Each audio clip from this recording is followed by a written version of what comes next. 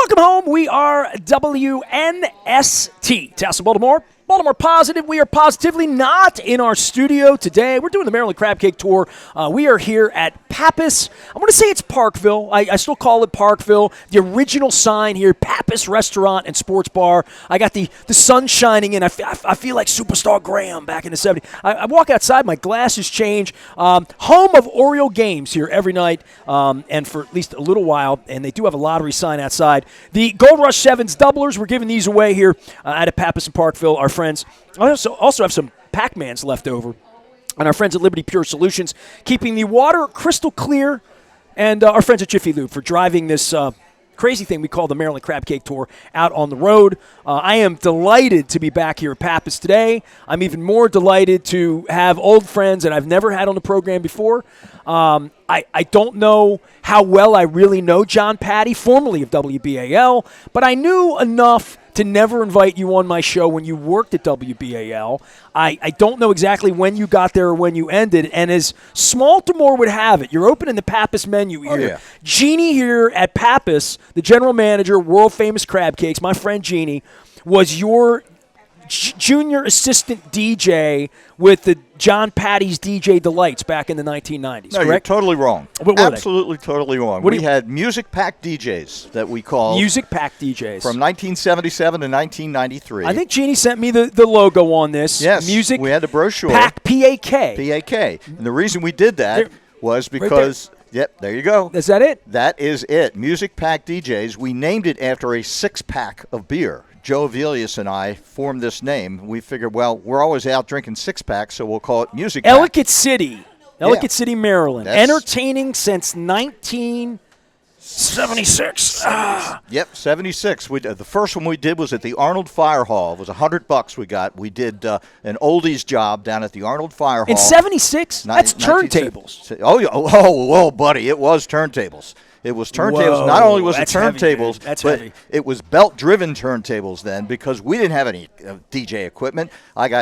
Joe had a turntable. I had a turntable. They were both belt-driven. He had what we called the doghouse, which was about as big as your set here, and we carried that to the gigs. Drop the needle and pray. That's it, and pray that the floor would hold because people would dance on the floor. Dude, late 70s, you're doing disco then, yeah, right? yeah, 77. That's when it all started with the disco. Yes. Man, they're doing a hustle out there. Well, the hustle and Cool and the Gang. I mean, that Celebration was it back then. If you didn't play Celebration, you weren't playing my wedding. Too hot. Well, you would go to blast games too.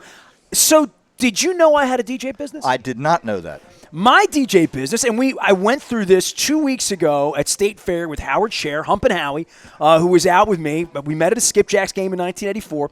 I had a DJ business from 1991 until about maybe 98 when Nasty Nestor had a radio station. I probably did a couple of gigs when I still had the station, but I was a house DJ over at Emerald Tavern and at Bo Hager's and a bunch of other places.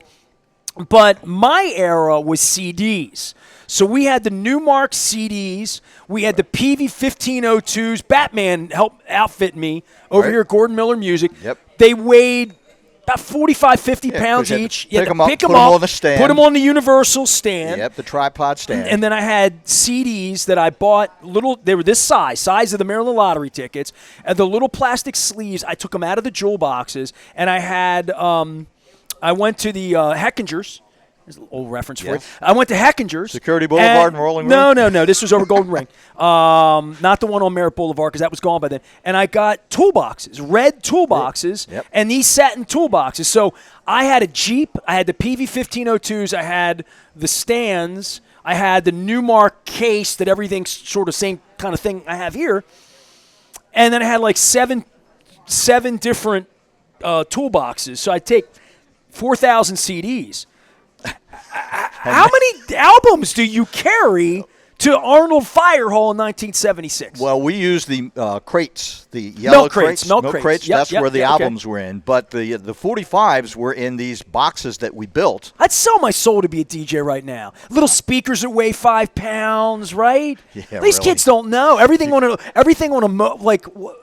all we have left are backaches now. I came here today, and Jeannie saw me setting up, and she knew you were coming. She's like, I was John Patti. We were in the DJ business, and I said, man, we're going to have to talk about this. Well, when did you get out of it? I got out of it in 93. right when I got into it. Ron Leverton was doing it. I did jobs for Ron. And Brett Hollander's dad worked with Ron, and so I remember all those BAL people, but Tom Gavin's DJ Delights. Tom Gavin was my competition, but he was one of my best friends because I worked with Tom Gavin at WITH Radio. He was the sales manager. Oh, I got my start at WITH. There you go. I was there. AM 1230 WITH, the station with the stars. There you go. With the Alan Jackson, Ken Jackson, yes. Alan Field, and Rockin' Robin. That's where I got my start in 1991. I was there from 1980 to 1984. 5 Light Street up on the 5th floor? 5th floor. Oh! Yes, sir. Get off the elevator in the vestibule. You open the door. This serendipity has come to Parkville today. That the UNI start. I guarantee you all the same crap was on the wall in 1991 when I walked in there. And Probably Aquila there? She was the traffic manager, Aquila. No, Aquila was gone. Well, Jim Ward and Paul Kapelke were there. Nope, they don't ring a bell. Okay, all right. And also when I was there, a guy named Ted Jaffe was there. Ted Jaffe was at WCAO back in the 50s and 60s. I knew Paul Jaffe at WMAR. Channel 2, yes. Yeah. No relation. So 93, you closed this down. We're going to get to Gavin. We'll get to you in a minute. Gavin came out and did the Crab Cake Tour with me about 3 years ago at Heavy Seas Brewing with Cooper's Tavern doing burgers. He's doing real estate up in Bel Air. Tom Gavin's one of the really decent humans that I've met in life's journey. I love Tom Gavin. Tom Gavin, despite being a Boston Red Sox fan. I used that against him. I did too. So we were together at WITH. He was a sales manager, and I just got fired at WFBR. I was there from 77 to 80 with Johnny Walker, and their FM was Z96 FM. You were there with Ekman too then, huh? I was there with Ekman. Ekman, I like to say, did the eulogy at my wedding. But we had some awesome times with Ekman. Let me tell you something, leader. Hey, leader. Call him 2 cabs, John Patti. Hey. He would go down to He's Little a right Italy. guy. He's a right guy, that John Patti. He's a real right guy. He's a real right guy. So, yeah, he would go down to Little Italy and eat and drink all night long, and then he'd come in about 11:30 and lay on the couch, and then Frank DeVinti. Wake me up when it's my time, Coach. That's right. Frank DeVinti had to wake him up. Hey, kid. At 5 o'clock, say, Coach, you got a half hour. All right, leader. Then he'd go in the bathroom, he'd put some aftershave on, and boom, fire up one of those big green cigars. Oh, yeah. And Chivas Regal, 5:30 in the morning, he was pouring Chivas Regal. Believe you me. Let me tell you something. Oh, man. John Patti is my guest from Parkville. Talk to you. So when did you start at BAL? I started there in 1984. Wow. The pecking order was I was at NAV in 1975 to 77. You've been everywhere. Dude, you're like the Johnny Cash of Baltimore radio, man. I got fired twice from WNAV. What'd you get fired for? The first time I got fired, now mind you, 1975, I was 20 years old, okay? Wet behind the ears. I've only been fired one time, but I've had sponsors fire me up a million times. Right, yeah, exactly. Go ahead. Yeah. So I'm 20 years old, and it's election night in Annapolis. Okay, so I am covering election night.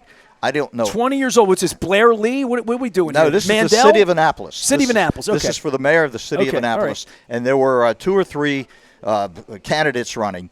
And one of the candidates' name was Ronnie Wainwright. Ronnie Wainwright. I didn't know anything about the candidates because I didn't do any homework because I didn't know anything about politics. And on second reference, I referred to Ronnie Wainwright as he. Ronnie is a girl. Okay. So the next day, I get a phone call from the general manager, Fred Keister, and Fred says, you need to come in a little bit early today. We need to talk. And I got fired that day because I didn't know that the candidate was a female instead of a male. You don't read the papers? Did you consider yourself a journalist, or did you consider yourself a radio guy? I consider myself a broadcaster. A broadcaster, not a journalist. I made my living as a journalist, but I am a broadcaster. Okay. I've been very lucky over these past 50 years in radio. I do not consider myself a broadcaster, although Bruce Cunningham did say I was a broadcaster at one point. I consider myself a journalist, right? So I don't put broadcast in it. And the weirdest thing is you get older, and I know you're in semi-retirement, correct? What are you doing these days besides hanging out wearing John Lowenstein jersey? That's now, wait a minute.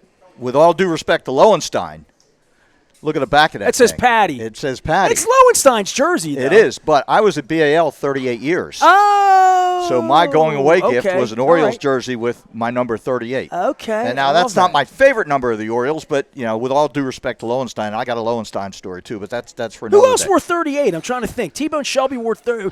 But Mulligan was 39. 37 was Shelby. Well, let's put it this way. Kurt Schilling probably wore 38. Yeah. Not for the Orioles, though. I'm a big numbers guy with the Orioles, but once they got into roster changes like every other hour, you can't follow it. And now the numbers are in the 60s, 70s, and 80s. I mean, when Alan Mills was 75, I looked at that and I'm like, 75 for a baseball player? That doesn't happen. Alan Mills, my favorite all-time Oriole. You just name-dropped him. So that's crazy, yeah. But, Luke and I were at the bar over at Costas last week. We did the crab cake tour over there, and we retired to watch the Orioles score 17 runs. And we were, watching the Yankees, and we're like, all their numbers are retired. Like, one's gone, two's gone, three's gone, four's gone. Several of them have several. They're all gone up to 10 and 11. Yeah. I mean, there was Elston Howard was 10. So when a guy's pitching and he's wearing number 87 for the Yankees, you can't fault him. Well, you know what I mean? That's the way it's gone. Just these doesn't days. look like spring training anymore. No, because they are from 1 to maybe 10 or 11 are all retired. So I'm doing the math now. 38 years. You started in 84. That means that you retired in 22? 22. I retired the date I got hired, February 4th of 1984, February 4th of 2022. Well, what are you doing? Well, I mean, you're too listen, I'm not here to kiss your ass because you work for my competitor, but you're too young and vibrant to be you should come back and do radio with me or something once in a while. I'm not retired. What are you doing? Well, I'm in 3 bands, first of all. I play percussion in 3 bands. I knew this. Yes. What are your bands? Tell everybody your bands. Well, the first one is a classic rock band. It's called Liberty Road.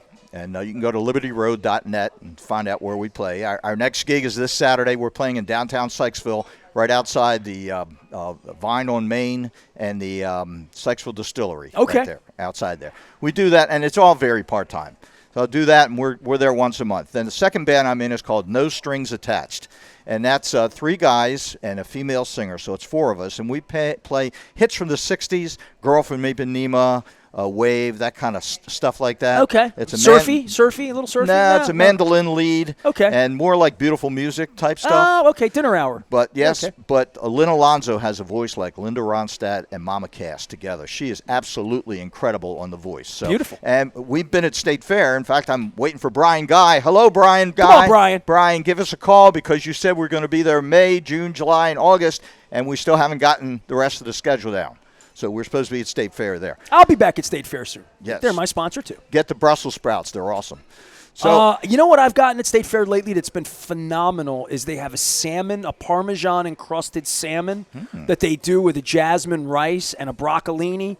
Winner. Okay. By the way, speaking of winners, I'm here at Pappas, and I had the chicken. I don't know how to say. Is it Franchise? Franchise. I had the chicken franchise. Chicken breast, lightly floured, dipped in egg and sautéed in wine, lemon butter. That was my lunch here at Pappas today. And I was winner. I was going through the menu when you bothered me because I was. Well, the problem is everybody gets the crab cakes here, and this is the problem with the whole tour. We were at Coco's a couple weeks ago. I'm like, everybody gets crab cakes.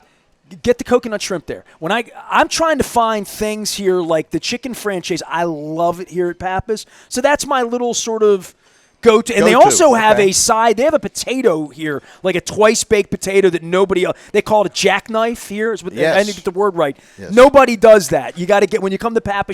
But the side that you had and I shared with you today was the cauliflower. That's special. It was its own special. Silky. It was beautiful. It was cauliflower au gratin. Yes. Where are you from originally? Where'd you go to high school? I'm from Pikesville. I went to Mount St. Joe High School, class of 73. I'm a Golden Gale. You going to sing the song the way Alvarez did and Moeller and all that? Hail Mount St. Joseph, hail Alma Mater. Yeah, okay, all right. Okay. Good.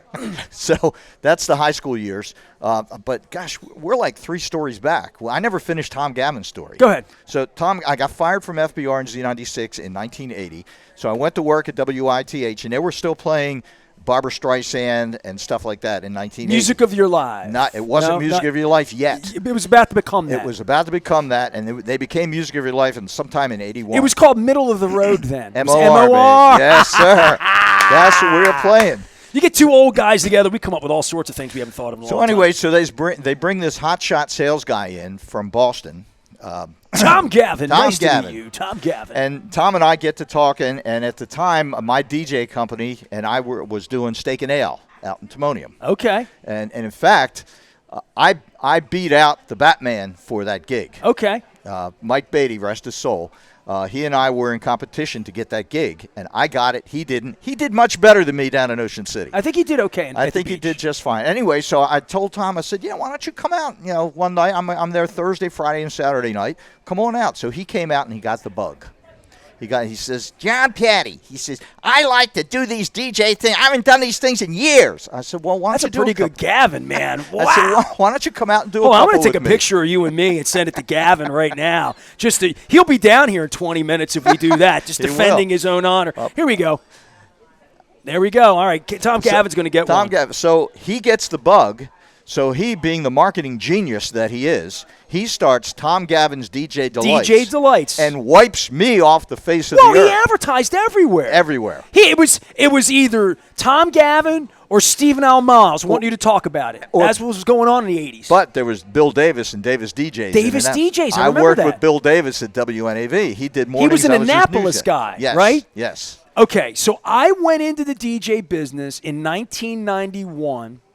I reported to work. This wasn't in the documentary, by the way, but it was Thanksgiving weekend of 91, and there was a sign on the wall, just like the sign they had here welcoming me, and it said, anybody that wants to take a buyout and leave the paper, read up on it. It was, so I had a chance to buy out, and I'm like, what am I going to do with my life? You're wrong. That was in the documentary. I saw it last night. Well, I took the buyout. You took the Thank buyout. you. I took the buyout on Martin Luther King Day, 1992. And I got in my Jeep and drove to the Minneapolis Super Bowl where Thurman Thomas left his helmet. But during that 2-month period of time, I'm 23 years old, right? My life was over. I had to do some soul searching about getting a job in the newspaper business. My father was about to die, and I'm quitting my job that my dad thought was going to give me a gold watch for life, like literally, right? Yep. And I thought, what am I going to do? I had been the music critic at the paper for 6 years. And the music critic at WBAL for a short time. Yes, thank you. With Dave Durian. Yes. Another one, God rest his soul. Dave was great to me, too. I had all of these CDs, and I was such a music head. I'm still to this day. By the way, I wore a belt buckle today that I thought you'd approve of. I wore the Cars today, my Cars belt, because I had founding member of the Cars, Greg Hawkes, on the show. Greg Hawkes, I heard that show. Greg was on this week, so I wore my Cars belt. Didn't know he went to Athleton. Who knew? I did not know this until 2 weeks ago. Really? How could I not know that? And O'Kasich grew up around here, right? I had heard that. Yeah. So nonetheless, I thought, what am I going to do with my life? And Kenny Albert, who I had on 3 hours ago, Kenny did an hour with me this morning about his book right after the Stanley Cup Finals. And Kenny, I was doing the Skipjacks beat writing, and Kenny said, I'm doing this show with Jerry Coleman. That's nice, but I'm like, I got to have income. So what I did when I took the buyout, I had a buyout at the paper. It was $23,000. That was my annual salary then. I got a $23,000 check, probably 15, 16 grand. The first thing I did is I took $1,000, $1,500 on the side, and I bought a Newmark mixer. Set of equipment. I went over to Gordon Miller Music with Batman help me. Batman helped me pick stuff out. You're going to need this. You're going to need that. Bat was my dude. And I bought the equipment for... the PV speakers were $300 a piece. The universals were $100. The equipment itself was $600. $1,500. I'm in business, and all of a sudden, Critics' Choice DJ is alive. And the only way to get gigs was I was advertising the Dundalk Eagle, right? I was doing radio, starting at WITH, and I said I'll DJ your party, your wedding. I was doing bars, but Tom Gavin, Ron Leverton, Davis DJs, Johnny Kutz, the Godfather. Yeah. These were people that had jobs that a 22-year-old guy with equipment. The thing Gavin loved about me is I had my own equipment. He had 10 sets of equipment, crappy equipment you always had to go out and use. He could call me in a pinch. He did. He would call me 10 o'clock on a Saturday morning and say, I need you today. I had a cancellation. Can you go do this wedding in Stevensville? Tom, I'm there for you. I'll give you $75. Tom, you give me $150 or I'm not doing it. No. So nonetheless, that was a business that I got into. He was charging $149. I know. But what I'm saying is, I guess you got out of that right when I got into it. Yes. We've lived an interesting life together without really ever talking. Really. It's been decades and decades that we've known each other existed, but really haven't crossed paths until this very moment in Pappas. I told Jeannie I don't remember ever knowing a lot about you other than you were and I want to preface this because you work with a lot of people. You're one of the few people at BAL was really nice to me. You know what I mean? Like, I'm rough around the edges, as you well know. Jeff Beauchamp and whoever the old boss there in the 90s. I'm trying to think. Tall guy.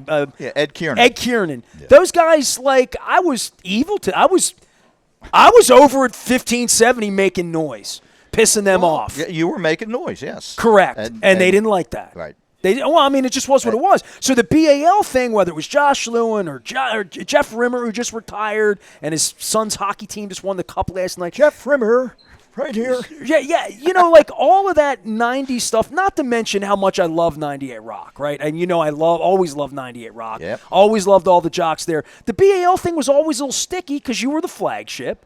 And yes. I wasn't, and I was always pushing edges, like still to this day. Yes. But you were always nice to me. Well, but I never felt comfortable, like, and maybe this is like the prick in me, to be really honest. I never felt like after I was established that any of you wanted to, like, befriend the long-haired outsider when you were the establishment in that way. I'll tell you how I came across you. You probably don't even remember. I don't know any of this. We were both somewhere. I don't know you that well. I just know I like you. We were probably covering something or out at some type of outing or whatever. So far, I'll piss you off. Don't worry about it. Go ahead. That's good. So far, we're doing good. So you and I were drinking a Corona beer. Where? I can't remember. I don't drink a lot of Corona, but okay. This was years ago. You had a Corona, I had a Corona, and we bonded on Jimmy Buffett. We were at a Buffett show. We were at a show or no? We were at a bar. We were at a bar. We were somewhere, and we both had a Corona, and that's where I met you.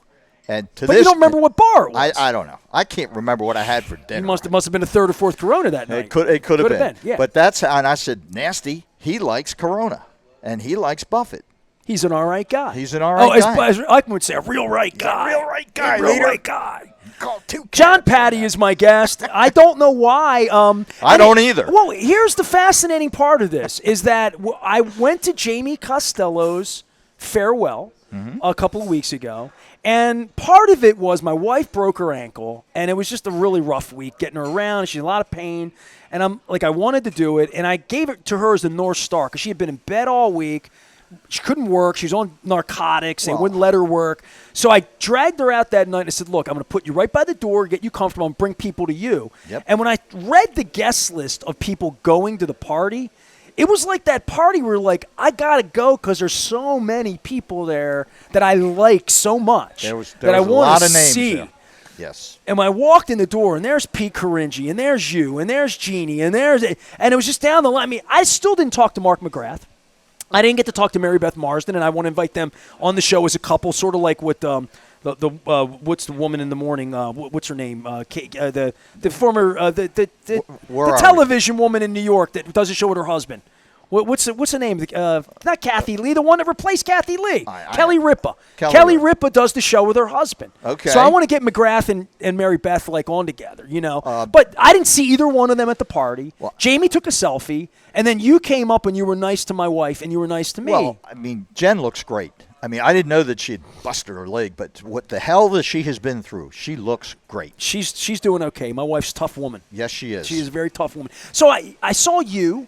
And I saw a whole bunch of people, and it became like, come do the show with me. Come do the show with me. Come hang out. Come. And you're like, and I'm the only one that said yes. That's not true. Steve Elliott's here. He's gonna be joining us in a moment. Steve, I haven't pissed him off yet, but I'm still trying. Do I need him to defend my honor over here before it's all over? Well, he's a veteran at this. I'm the rookie.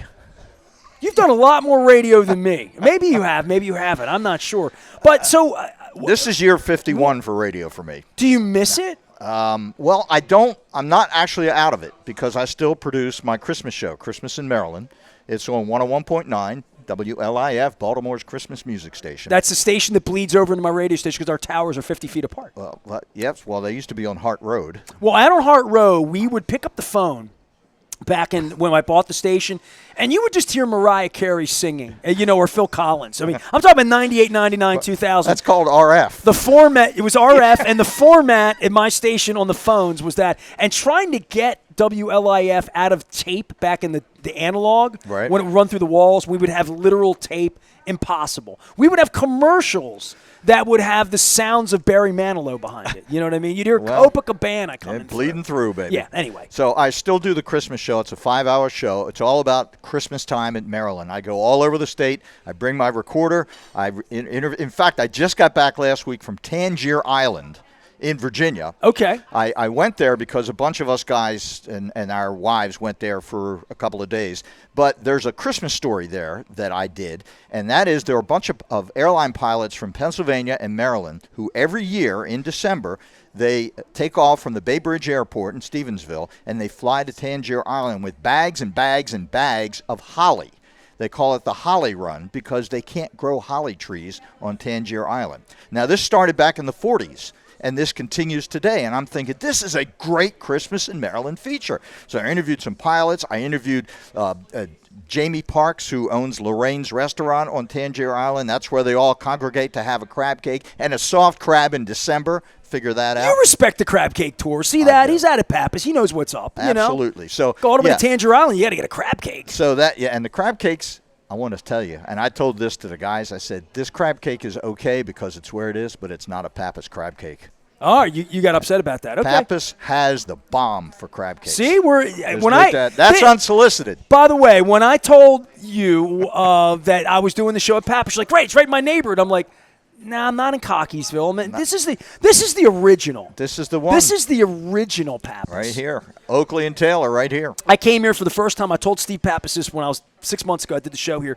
I came here in 1981. My next door neighbor had a second marriage later in her life. She was in her late 60s at the time. She met a gentleman, and they got married. They lived in this neighborhood. They had their wedding party upstairs here. I did so many parties here, DJ. I had to carry up them friggin' steps.